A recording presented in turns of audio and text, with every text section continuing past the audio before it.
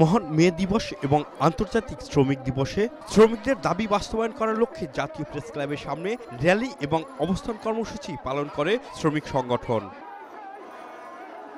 এ সময় আন্দোলনরত শ্রমিকরা তাদের 10 দফা দাবি আদায়ের লক্ষ্যে সরকারের সহযোগিতা কামনা করেন।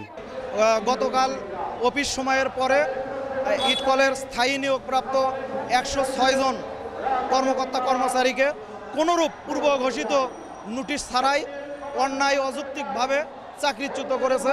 গার্মেন্টস সেক্টরে 12,500 টাকা মজুরির সাথে আমাদের শ্রমিকদের জন্য রেশনিংয়ের ব্যবস্থা করবে। আমরা চাই 2024-25-এর যে আসন্ন বাজেট, সেই বাজেটের মধ্যে যাতে শ্রমিকদের এই রেশনিংয়ের ব্যবস্থাটা করে।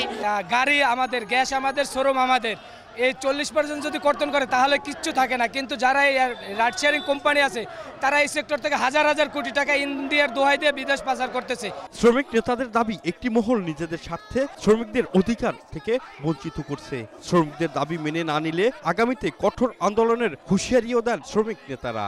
শ্রমিকদের সামাজিক নিরাপত্তার জন্য বাজার দরে সমঝোতা রেখে একটি মজুরি গঠন করা দরকার এবং শ্রমিকদের যে সামাজিক নিরাপত্তা, সেই সামাজিক নিরাপত্তার আইনটি তৈরি করা দরকার। দয়া বা করুণা ভিক্ষা করে শ্রমিকের অধিকার প্রতিষ্ঠিত হয় নাই, ফলে আন্দোলনের পথেই এ যাবৎকালের যতটুকু অধিকারটা অর্জিত হয়েছে। মে দিবস আমাদের শেখায় যে আন্দোলনের পথেই শ্রমিকদের ন্যায্য অধিকার আদায় করতে হবে।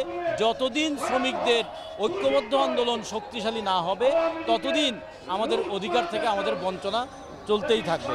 1886 সালে আন্দোলনরত শ্রমিকদের উপর পুলিশ গুলি চালায়। এতে অনেক শ্রমিক হতাহত হন। তাদের আত্মত্যাগের মধ্য দিয়ে দৈনিক কাজের সময় 8 ঘন্টা প্রতিষ্ঠিত হয়েছিল।